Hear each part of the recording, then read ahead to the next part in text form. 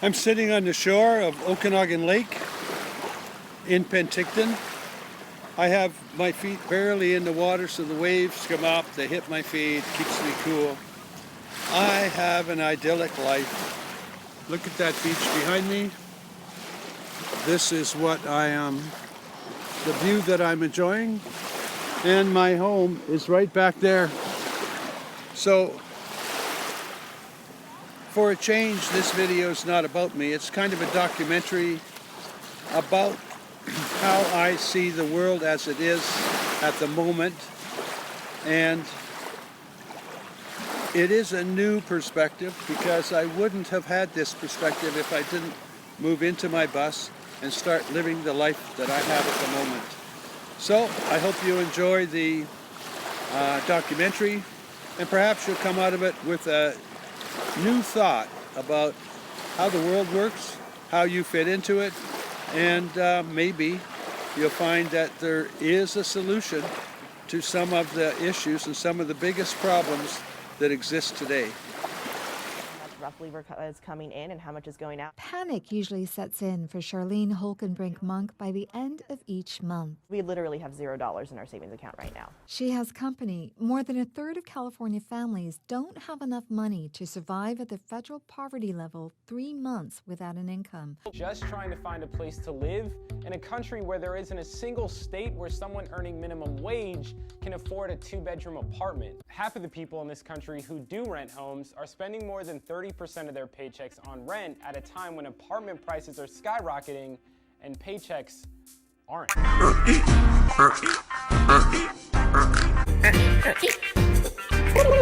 represent the rent is too damn high party. People are working 8 hours a day and 40 hours a week to some a third job. Women can't afford to take care of their children, feed their children breakfast, lunch, and dinner. My main job is to provide a roof over your head, food on the table, and money in your pocket. This is politics as usual.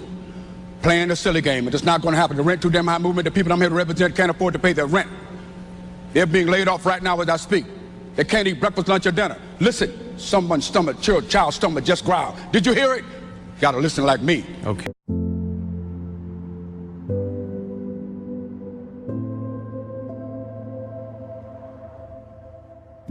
I've worked all of my life since I was a teenager. I've paid my dues, as a lot of people have. And now we're made to feel like, well, now that we've taken everything from you, we don't need you anymore, so go away. You're being displaced unless you can afford to pay that extra high rent. And our question was, okay, so what do we do? Where's the affordable housing where we can go? I don't know. It's kind of the attitude. I don't know and I don't care.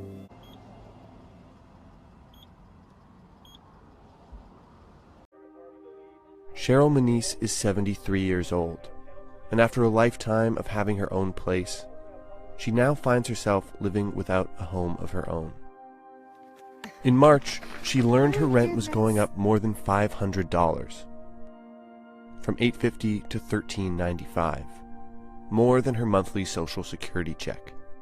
She's been sleeping on her sister's couch ever since May, her things now in a storage locker. I'm Ken Bastida. Bay Area rents already sky high, you know that, but now we're learning prices just hit a whole new level. One bedroom in San Francisco has reached $3,690.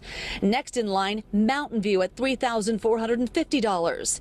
Emeryville, $3,050. Milpitas, $2,800. San Jose, $2,500 for a 1-bedroom rental.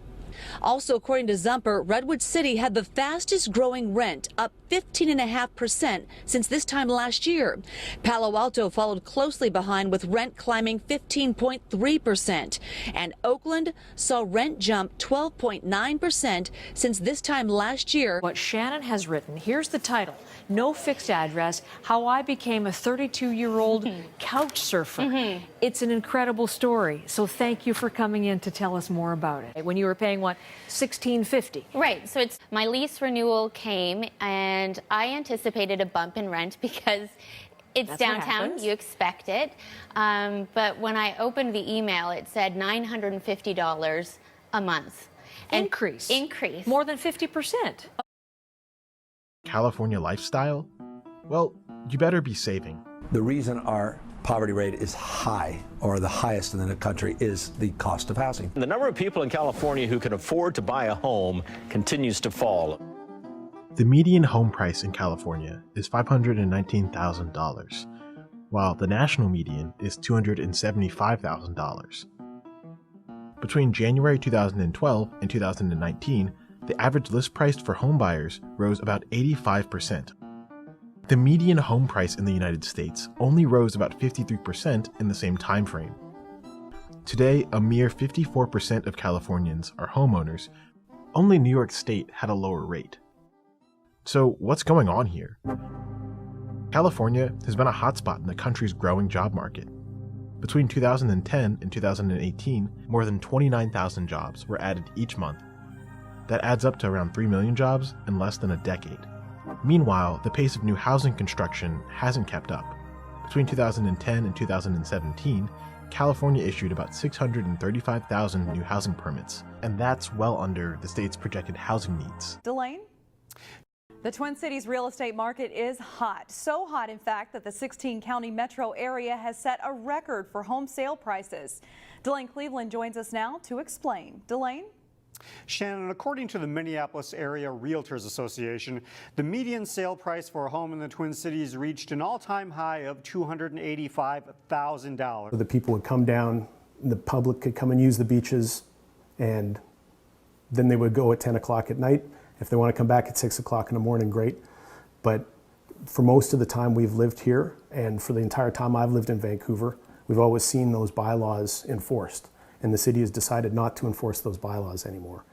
I think in a lot of cases the city is trying to graft the homelessness issue onto their failure to uphold the parking bylaws. Last night they were all out smoking drugs on the sidewalk, which even though that's soon going to be legal, it's not really appropriate for our neighborhood. Living out of RVs in one Bay Area city are getting a mixed message tonight. They're being offered both a helping hand and an ultimatum. They're part of an RV community that has formed along Bay Road in East Palo Alto. KPIX5's Devin Feely tells us their days on that street, though, could be numbered. Devin? Yeah, all of the RVs that you see behind me will eventually have to move someplace else.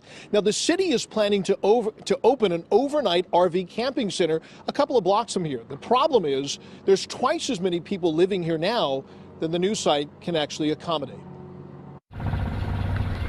It's a dusty, dirty dead end, populated by people who fear they too have run out of road as they struggle daily to stay in the Bay. It's a really bad situation. People have been here for 20 years plus. People are born here, they have grown here, they have kids already, and they live in RVs because they can't pay the rent. Roughly 50 cars and RVs line Bay Road in East Palo Alto, and as many as 150 people live here in this makeshift encampment. The city wants to find them a permanent place to live, but only has space to house 20 RVs in this empty lot up the street. Most of the people on these RVs are simply caught in a difficult situation, and they're really the victims of a regional housing No mortgage, no yard work, no stress. This is Camper Con today at Spanish Banks, organized by a man who goes by the name of Justin Credible, to a large following online. Today's event brought together van dwellers from across North America who share a nomadic, rent-free lifestyle. Fridge, freezers in the fridge as well. World where rent is unaffordable. Freedom is unattainable, and people are held hostage by landlords. Many folks from all walks of life have traded their real estate for... But it's pretty clear to me the solution to the housing crisis, the housing crisis in terms of rent is too high, in terms of property values are too high, is to simply not buy, simply not rent. Buy yourself a vehicle and live in it. The cities need to allow alternative lifestyles. Everybody has to allow alternative lifestyles. All individuals in society. Their fear is that if my bus is parked in front of their house, I'm like a bad guy. But aside from that, their fear of an encampment of sorts or bylaws being rescinded, changed, is that their property values will go down. Rest assured, property values will stay high. There will always be foreign buyers for you to sell those sticks and bricks to. However, the rents just don't make sense. There's no reason in the world why provincial governments or state governments or anybody should be subsidizing my landlord. How do the states subsidize the landlord? The states subsidizing my rent keep rents high. So give us an alternative lifestyle which is similar to mine, or there will of course be many more. Give us that freedom and you will find rents will drop. They'll drop rapidly. And real estate, that commercial type of real estate, will drop as well. Because we don't need those homes. However, if the homes are being built, that's great. Provides an alternative. But there's no reason for the governments, the city governments, the provincial governments, state governments, or federal governments to be subsidizing the huge rents. So, I didn't join the rent is too damn high party. I don't think I would. I don't think they would ever get elected because cities, municipal and state governments are run by real estate developers and those people paying taxes. They have to please the people paying taxes. So of course, they're going to be on that taxpayer's side because the taxpayer, and they like to see raising values of homes so they can charge more tax. So they have a larger budget. So all of that's cool, that's fine. But not everybody has to play that game. The American dream is dead. It's dead for most people. And Canadians would have had the American dream too. Let's go out and buy, sooner or later we're going to be able to buy property. But most people, or not most people, the best term is the number of people working on minimum wage is growing because we all shop at Walmart. Now, I don't know who to blame. There's no reason to blame anybody. Everybody's just doing the best they can. But we have to allow alternative lifestyles. So that's it. That's my documentary. I hope you liked it. Give it a thumbs up. Share it, and share it, and share it.